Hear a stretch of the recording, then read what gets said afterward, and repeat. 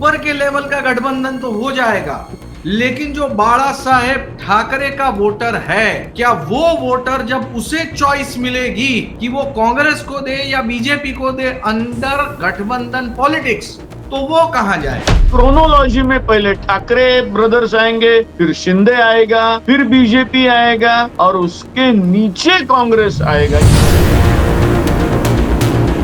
कांग्रेस का voter BJP को हारता हुआ देखना चाहता है। बीजेपी को हराने की कैपेसिटी कौन रखता है? ये तीनों में शिवसेना इज ऑन टॉप, क्योंकि विनेबिलिटी के चांसेस उनके हैं। हाँ। उनके बाद अगर कोई चांसेस है तो बीजेपी के है। बांद्रा से जो भगवा झंडा ऊपर चलता है बीजेपी का, वो सीधा दहीसर चेकनाका तक पहुंचता है। मैं ऐसा बोल नहीं सकता हूं कि उद्धव हैज फेयर चांसेस। ये उद्धव के लिए भी सर्वाइवल पॉइंट है, अपना गढ़ रखना है। बीएमसी हारना यानी गढ़ हार जाना है। राज को कंपल्शन है इस बार। अगर ये बीएमसी को जो वो अपने भाई को उसने वेलकम किया, अपॉर्चुनिटी उसने छोड़ दी, तो उसका पॉलिटिकल करियर खत्म हो गया। लगातार 2 बार उसके 0 एमएलए चुन के आए हैं। ये उसका एक आखिरी चांस है। 4 में से एक भी पहिया टूटा तो BJP is going to win sure.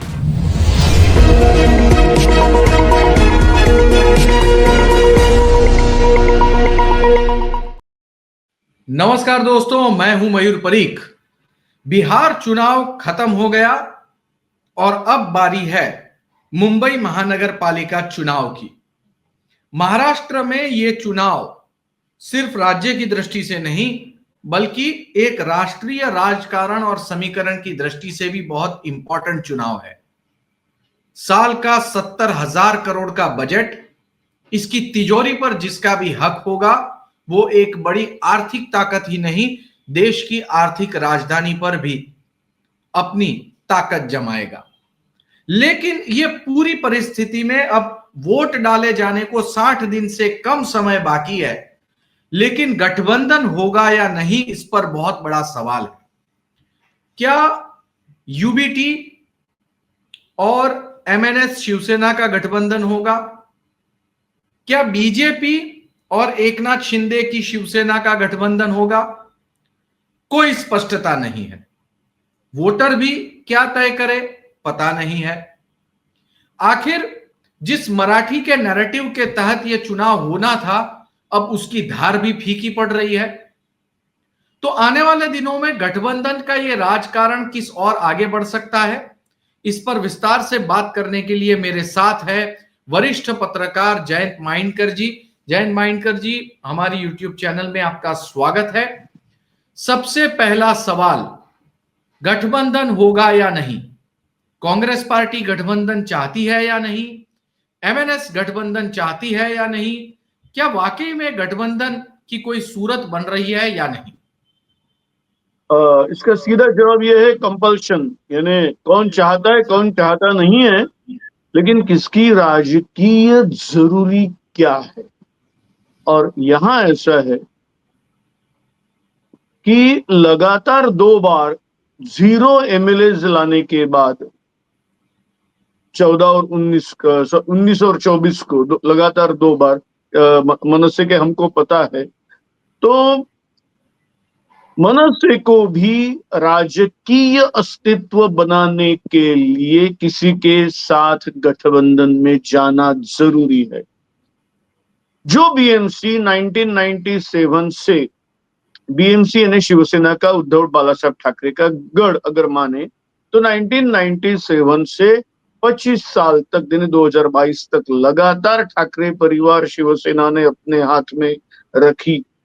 अब उनको लग रहा है कि यहां भाजपा ने थोड़ा तगड़ा आह्वान कई मुद्दों के ऊपर खड़ा किया है, जिस प्रकार से उन्होंने विधानसभा में भी दिखा दिया।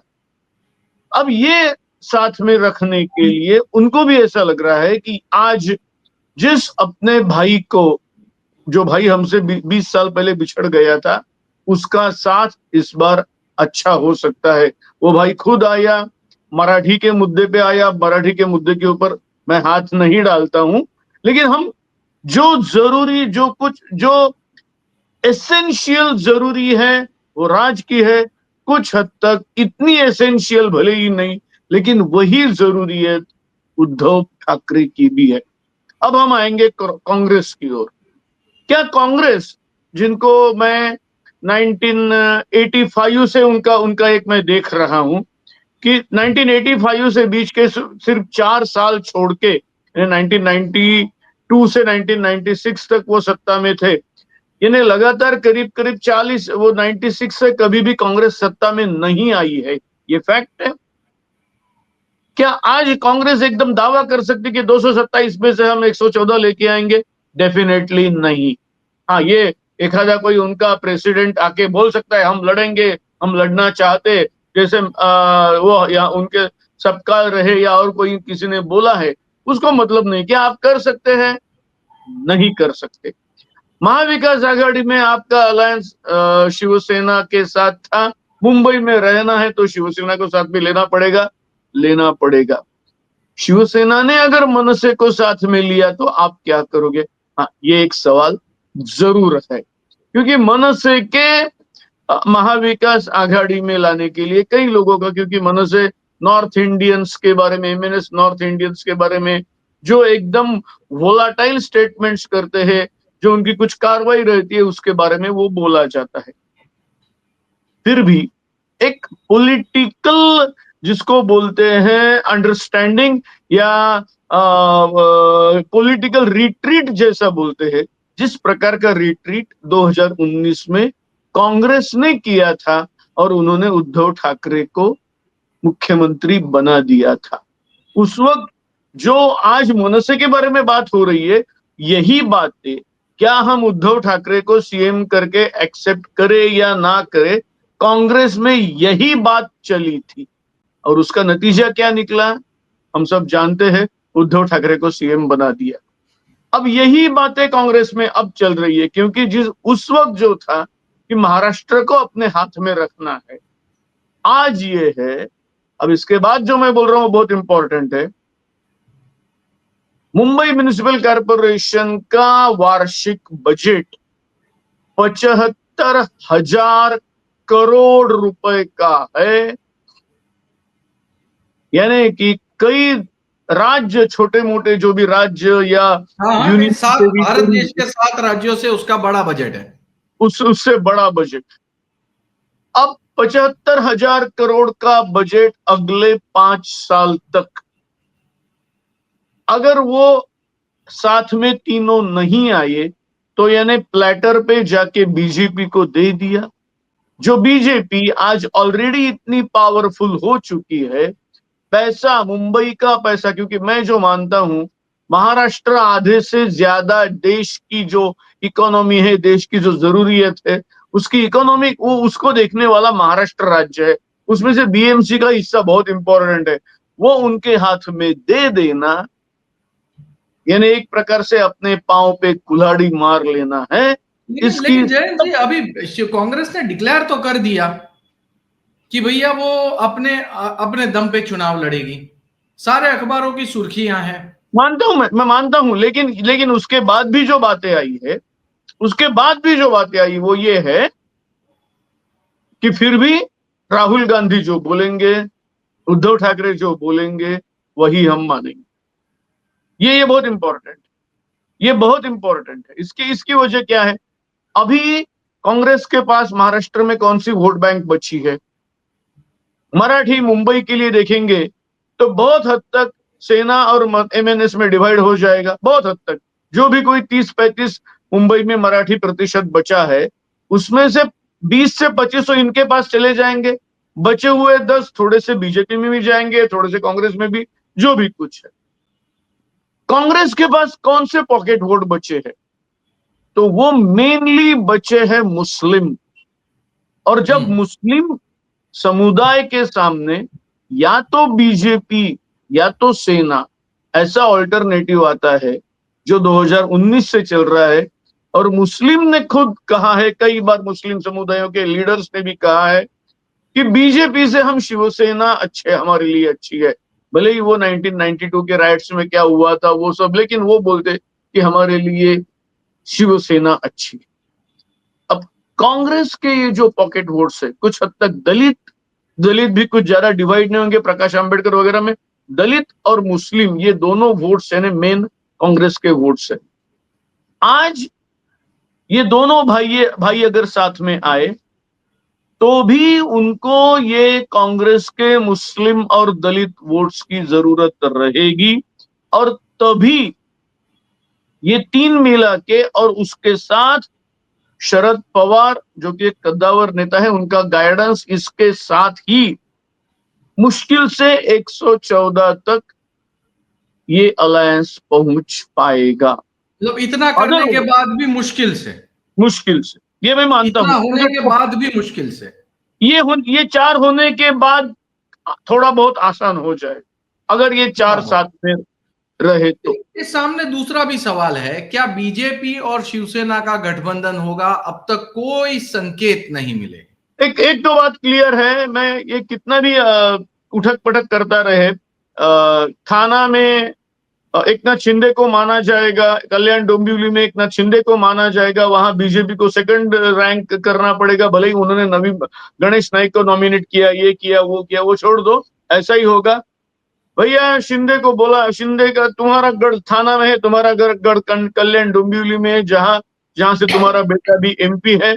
मुंबई में हम नंबर 1 रहेंगे, यानी बीजेपी नंबर 1 रहेगी, और आपका काम इतना ही रहेगा कि जहां उद्धव ठाकरे या राज ठाकरे के कैंडिडेट होंगे उनको गिराना, उनके वोट्स खाना।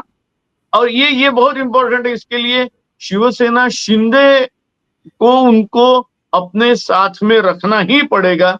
अजीत पवार के फैक्शन का वो सना मलिक शेख, नवाब मलिक की डॉटर, उनके अलावा कुछ ज्यादा नहीं है वहां। जो शरद पवार की कंडीशन महायुति महाआघाड़ी में, वही महायुति में, वो छोड़ दो, लेकिन शिंदे सेना को मुंबई में उनको अपने साथ रखना ही पड़ेगा। देखिए, यानी अगर हम विश्लेषण की बात करें तो जहां से बात शुरू की थी हम इस समय वहीं पहुंच रहे हैं। It is a politics of compulsion. हाँ, पॉलिटिक्स ऑफ कंपल्शन। चेस में जिसे फोर्स्ड मूव कहा जाता है, हाँ, आपके पास इसके अलावा कोई विकल्प नहीं। चारा नहीं है। तो आपके अनुसार एमएनएस, कांग्रेस और यूबीटी सेना और शरद पवार, इन चारों को एक साथ आना होगा, और बीजेपी और शिवसेना, इन दोनों को एक साथ आना होगा।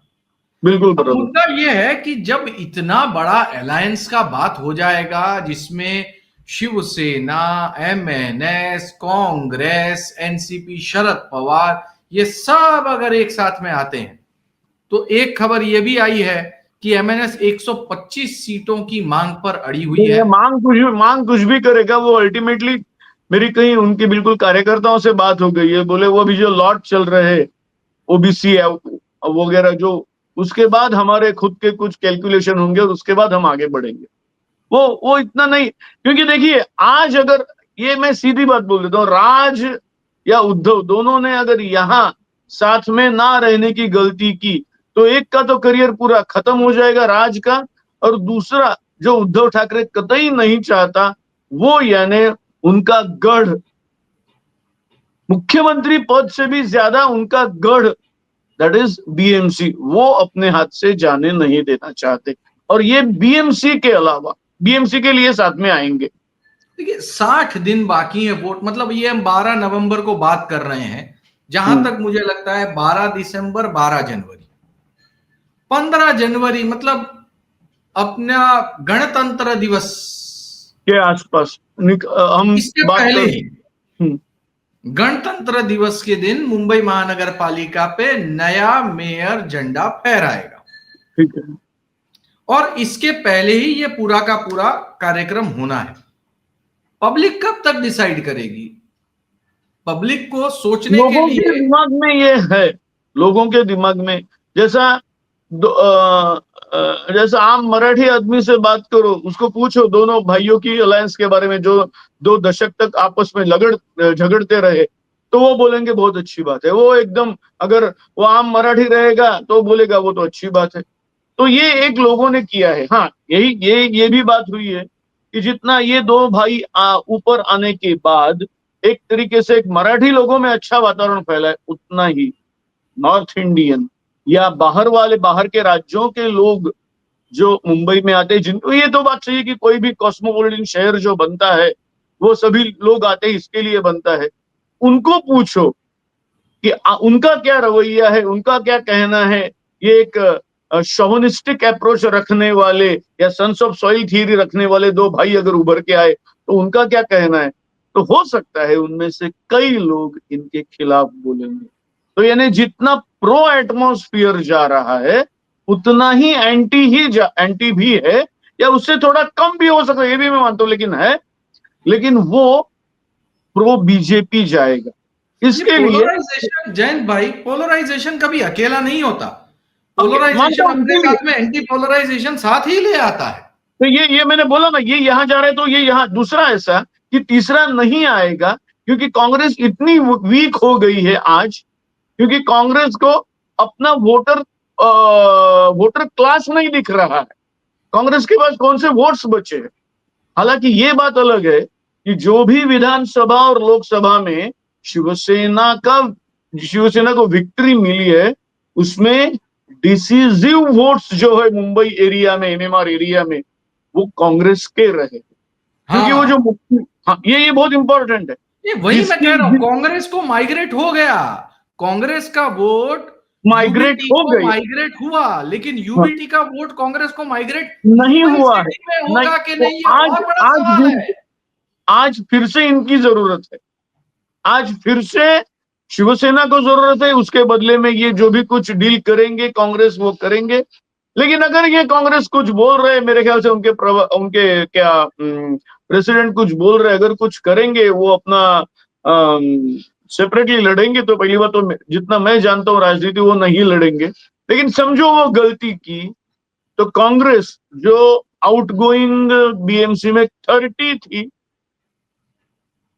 3 आएंगे कि नहीं पता नहीं, नहीं इतनी ये इतनी खराब। जैन भाई एक एक एक क्योंकि देखिए मुंबई में आपने तो कई दशकों तक किया है, 25 साल से तो मैं भी सड़क पे पॉलिटिक्स कवर करता आया हूं। एक बात समझ में नहीं आ रही है, जो बहुत ही बड़ी कांटे की बात है। एमएनएस और यूबीटी दोनों एक साथ आते हैं तो जो 35% वोट बेस है उसका एक चंक साथ में आने की उम्मीद है, और वो साइजेबल चंक होगा, वो इस समय लोग मान के चल रहे हैं। अगर इसके साथ में कांग्रेस पार्टी आती है तो कांग्रेस अपना 15-20% का वोट लेके आती है ऑन सिलेक्टेड पॉकेट्स, इन हाँ जनरल नहीं। हाँ हाँ इन जनरल नहीं, ऑन सिलेक्टेड पॉकेट्स। आप जोगेश्वरी पकड़ लो, आप हाँ वर्सोवा पकड़ लो, आप जो है बहरामपाड़ा पकड़ो, आप नागपाड़ा पकड़ो, आप भेंडी बाजार पकड़ो, आप कोलाबा पकड़ लो, है ना, आप मुंबा देवी पकड़ लो, मैं एरिया पूरे के पूरे गिना सकता हूं। पर मेरे मन में जो सबसे इंपॉर्टेंट सवाल है, ये ऊपर के लेवल का गठबंधन तो हो जाएगा, लेकिन जो बाला साहेब ठाकरे का वोटर है, क्या वो वोटर जब उसे चॉइस मिलेगी कि वो कांग्रेस को दे या बीजेपी को दे अंडर गठबंधन पॉलिटिक्स, तो वो कहां जाएगा। पहली बात तो वो कोशिश, उसमें एक प्रॉब्लम बहुत बड़ा क्या होता है आपको बताता हूँ, यही हुआ है। वो बहुत बड़ा प्रॉब्लम ये होगा कि वो पहले तो दो भाइयों को प्रिफर करेगा जो साथ में है, उसके बाद देखेगा कि अरे यार अपना वो शिंदे सेने का वो भी अपना ही है, चलो उसको दे दे। आई मीन यहाँ से शुरू होता है। फिर हाँ, फिर ये मैं मानता हूँ ये होगा। फिर बोलेंगे अरे बीजेपी वाला वो भी कल तक अपने साथ था। तो ये क्रोनोलॉजी में पहले ठाकरे ब्रदर्स आएंगे, फिर शिंदे आएगा, फिर बीजेपी आएगा, और उसके नीचे कांग्रेस आएगा। यानी जो ट्रांसफर ऑफ वोट्स जो कांग्रेस के है, जो एकदम सेना पे गए और जिसकी वजह से सेना क्या एमएलए एमपी जीत के आए, लेकिन वो ट्रांसफर ऑफ वोट सेना के नहीं हो रहे। ये बात पॉलिटिकल लेवल पे, इंटरनल लेवल पे इन्होंने भी डिस्कस की है। उसकी वजह कुछ अलग है, बाला साहब का अपील होगा, या 30 साल तक वो बीजेपी के साथ रहे, या जो भी अभी शिंदे सेना बाहर निकली है, वो कुछ भी हो जाए तो भी उनकी तो फ्रेंडशिप तो आज भी है, क्योंकि कल तक तो एक साथ एक थाली में खाने वाले थे, आज अलग हो गए। तो ये ऐसे कुछ प्रॉब्लम है जिसकी वजह से शिवसेना के वोट कांग्रेस के ओर ट्रांसफर होने में दिक्कत आती है। कांग्रेस के वोट्स सेना में ट्रांसफर होने में दिक्कत नहीं, वो इतने फटाक से हो जाते हैं और जिसका नतीजा हमने देखा है। ये फैक्ट है। ये एक साइकोलॉजी है, ये एक साइकोलॉजी है। कांग्रेस का वोटर बीजेपी को हारता हुआ देखना चाहता है, हाँ बस, एकदम क्लियर, पॉइंट ब्लैंक क्लियर। बिल्कुल बिल्कुल। आप देखिए, आप इस चुनाव में जहां तक मुझे पता है, हम देखेंगे कि एक पर्टिकुलर सीट पे समाजवादी पार्टी जीत रही है, उसकी बगल की सीट पे कांग्रेस जीत रहा है, समाजवादी नहीं जीतेगी। उसके बगल की सीट पे जो है वो आपको एमआईएम जीतती हुई दिखेगी, उसकी बगल की सीट पे आपको यूबीडी जीतती हुई दिखेगी। जो इनका माइनॉरिटी का बेस है, वहां पे वो विनेबिलिटी फैक्टर देखेंगे कि बीजेपी को हराने की कैपेसिटी कौन रखता है, वन साइड पे वोट करो। बाबरी मस्जिद के बाद जो सिस्टमेटिकली पोलराइजेशन हुआ है वो ये है कि मुस्लिम कम्युनिटी ये ऐसा देखती है कि हम लेसर इविल कौन, हमको तकलीफ कम कौन देगा, और हमारे हमारे वेलफेयर की बात कौन करेगा। नथिंग रॉन्ग इन दैट, क्योंकि उन्होंने जो बाबरी के बाद जो भी कुछ, हमारा वेलफेयर, हमारी सिक्योरिटी, लेसर इविल। और आज ये तीनों में, और विनेबिलिटी चांसेस पकड़ के शिवसेना इज ऑन टॉप, बराबर। क्योंकि विनेबिलिटी के चांसेस उनके हैं। हाँ, उनके बाद अगर कोई चांसेस है तो बीजेपी के है। और फिर मुस्लिम लोगों के सामने पर्याय आता है, या तो बीजेपी चुन के आ गई ये देखो, या तो फिर सेना को मदद करो। एंड देन दे प्रीफर सेना, और वो सेना को मदद करते हैं। अगेन, जो ये डिस्कशन शुरू करते हुए मैंने कंपल्शन का वर्ड यूज किया था, वो जो दोनों अलायंसेस को एप्लीकेबल है, वही वर्ड यहां भी एप्लीकेबल है। अब एक पॉइंट और यहां पर आता है, ये चीज हम शिंदे सेना और बीजेपी, क्योंकि देखिए नॉर्थ मुंबई आप शुरू कीजिए, बांद्रा से जो भगवा झंडा ऊपर चलता है तो वो बीजेपी का, वो सीधा दहीसर चेकनाका तक दहीसर पहुंचता है। तक, दहीसर फिर कोई बीच में कोई कंफ्यूजन नहीं ना, एक न राइट न लेफ्ट, कोई कोई बात नहीं, स्ट्रेट चलती है वो लोकल ट्रेन। जो बांद्रा से जो बीजेपी की ट्रेन छूटती है, सीधे दहीसर चेकनाके तक पहुंचती है। बराबर बराबर। ठीक है, यहां पे जब यूबीटी वर्सेस बीजेपी आएगा। शिवसेना, क्योंकि गठबंधन होने के चांस तो है यूबीटी और सॉरी शिवसेना और बीजेपी के बीच में, तो बीजेपी का वोट जो है वो एकनाथ शिंदे के शिवसेना को कन्वर्ट जरूर होगा, क्योंकि मैं मानता हूं उनके वोटर को आदत है धनुष्य सेना बाण को दबाने की, सेना को देने की। तो बराबर वो कन्विंस्ड वोटर है, बराबर। वो कन्विंस्ड वोटर है। तो बट जब रिसीविंग बात एंड, आएगी यूबीटी के वोटर के वोट करने की, तो वहां पे एक फ्रैक्शन ऐसा होगा जो ये सोचेगा कि मैं धनुष्य बाण के पास जाऊं या ना जाऊं। ये कितना इंपॉर्टेंट फैक्टर है। ये इंपॉर्टेंट है, लेकिन यहाँ की जनता इतनी यानी वो पढ़ने वाली है मुंबई की, वो सिर्फ निशान देख के नहीं, लेकिन ये है, ये इंपॉर्टेंट है। मैं मानता हूँ ये कंफ्यूजन होता है, लेकिन यहाँ की जनता पढ़ने वाली है, वो जानती है क्या पॉलिटिक्स हुआ है क्या नहीं हुआ है। अब 2022 से शिंदे का अलग खेमा चल रहा है, वो भी सबको पता है। यानी अरे शिंदे 45 से यानी, ज्यादा कॉर्पोरेटर चले गए हैं, 45 हाँ से ज्यादा बिल्कुल बिल्कुल यूबीटी के मीटिंग, कॉर्पोरेटर अब ये है, ये सब सब प्रॉब्लम्स है, ये सब प्रॉब्लम है। यही तो मैंने बोला ना कि ये मैं ऐसा बोल नहीं सकता हूं कि उद्धव हैज फेयर चांसेस। ये उद्धव के लिए भी सर्वाइवल पॉइंट है, अपना गढ़ रखना है। बीएमसी हारना यानी गढ़ हार जाना है, तो वो गढ़ हार राजधानी। नहीं सकते, ये गढ़ हार नहीं सकते। राज को कंपल्शन है इस बार, अगर ये बीएमसी को जो जो वो अपने भाई को उसने वेलकम किया, अगर ये अपॉर्चुनिटी उसने छोड़ दी, तो उसका पॉलिटिकल करियर खत्म हो गया। लगातार 2 बार उसके 0 एमएलए चुन के आए हैं, ये उसका एक आखिरी चांस है। तो कांग्रेस का कंपल्शन ये है कि भले ही उनके 10-20 चुन के आएंगे, लेकिन वो 10-20 इतने डिसिसिव रहेंगे कि उनकी वजह से 114 तक मनसे और सेना पहुंच पाएंगे, और उनकी वजह से कई जगह शिवसेना के कैंडिडेट चुन के आएंगे। सो कांग्रेस भी इंपॉर्टेंट है, सब कंपल्शन है। शरद पवार इसके लिए इंपॉर्टेंट है, शरद पवार का कुछ भी नहीं है मुंबई में, लेकिन ये तीनों को साथ में बिठा के उनको, जिसको हम हमारी कॉमन मैन की लैंग्वेज में मांडवली बोलते हैं, लेकिन ये सभी को साथ में बिठाना, क्योंकि हमको सबको पता है 2019 में उद्धव का हाथ उठा के ये सीएम बनेंगे करके ये शरद पवार ने ही किया था। तो ये जो बात करने का है वो शरद पवार के ही सामने, तो उनका भी रोल इंपॉर्टेंट रहेगा। और मैंने पहले ही बोला, ये चार अगर ठीक से हो गया तो there is a formidable challenge before BJP. ये चार में से एक भी पहिया टूटा तो BJP is going to win sure. अच्छा, अब मैं जो बात करने जा रहा हूं, मैं जानता हूं कि आप इस बात को नकार देंगे, लेकिन मैं आपके माइंड के अंदर क्या चल रहा है ये जानना चाहता हूं ये प्रश्न के माध्यम से। क्या यूबीटी सेना एमएनएस का भरोसा कर सकती है? आउट ऑफ कंपल्शन दोनों को करना पड़ेगा, क्योंकि अब देखिए वो 5 जुलाई के बाद आप अगर फिंगर टिप पे काउंट करेंगे, 5 जुलाई यानी जुलाई, अगस्त, सितंबर, अक्टूबर, नवंबर चल रहा है, ये 5 महीने में ये दो भाई कम से कम 10 बार मिले हैं विथ फैमिली, एक दूसरे के घर पे। भैया यहाँ तो शरद पवार सुबह को लंच करते हैं एक व्यक्ति के साथ, टीवी पे चलती है, और शाम को वो पलटी मार के दूसरे के पास चले जाते हैं। लेकिन इन दोनों भाइयों में ऐसा नहीं था ना। इन दोनों भाइयों में, ये दो भाइयों तो बिल्कुल कैट एंड माउस की तरह फाइट करते थे, हमने कवर किया है।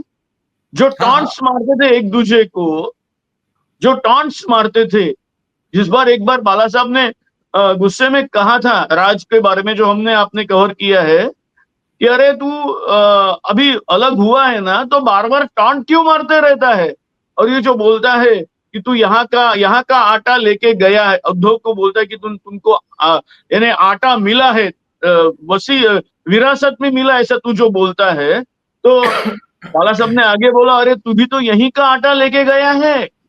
इतना तक जहां बातें हुई थी, इतनी यानी ये तो चरम सीमा जिसको बोलते हैं, यहां तक हो गई थी। लेकिन अब मैंने बोला कि 5 जुलाई से अब तक कितने दिन हो गए, 5 महीने में कम से कम 10 बार राज इनके घर आए होंगे, उद्धव उनके घर गए होंगे, विथ फैमिली गए होंगे, बाकायदा कैमरेस थे। हम इसको अंडर इग्नोर करेंगे? हम कर सकते हैं, everybody has his own views, लेकिन जो मैं थोड़ा सा जानता हूं, मैं ऐसा मेरे को ऐसा लग रहा है कि दीज आर दी इंडिकेशंस वो मुंबई को दिखा रहे, भैया अब वो नहीं होगा, क्योंकि बीएमसी के लिए हमको साथ में रहना पड़ेगा। वही मैं अंडरलाइन दोनों की खबर तो तब बनेगी जब कुछ ऐसा होगा जिसकी हमने कल्पना नहीं की कि यानी वो अगर टूट गए। अब वो 5 जुलाई वो इतना टर्निंग पॉइंट है, और उसमें जो भी कुछ गिले शिकवे है, अब ये देखो, आप अगर वो जिस दिन उसने अपने ही घर के सामने एक रैली किया था और सेना छोड़ी थी, और फिर संजय राउत की कार वगैरह वो सब वहीं पर था। हाँ, ये सब निकालेंगे ना, वहीं पर था। हाँ वही, तो ये सब निकालेंगे तो एक बात ही अलग हो जाएगी। इसके लिए मैं कोई भी नहीं छोड़ रहा हूँ, बिल्कुल, ये तो सब बातें मैं भी मानता हूँ, आप भी, मैं भी जानता हूँ।